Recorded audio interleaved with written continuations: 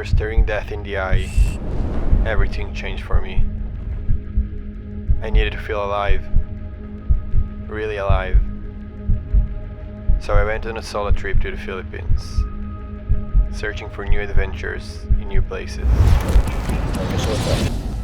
Every step on this trip wasn't just about seeing new sights. It was about celebrating being alive. And the Philippines, with its endless charm and spirited people, was the perfect place to begin my next chapter. These memories, they're not just snapshots or stories. They are lessons learned far from home. And that is a story I will hold on to forever.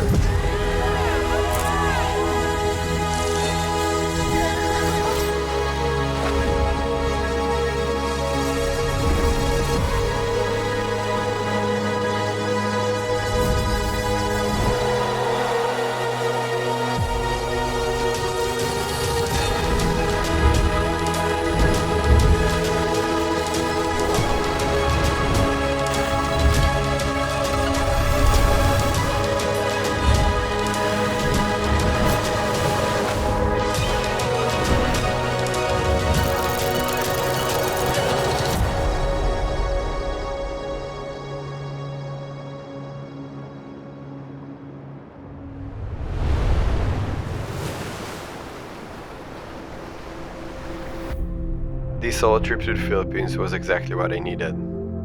It brought me back to the joy of traveling solo, meeting new people who shared my energy and creating core memories with them. Solo travel opens your mind and heart, helping you grow braver with each new place. It makes you think about yourself more, showing you your true strength and who you are. The Philippines taught me that you don't need much to be happy.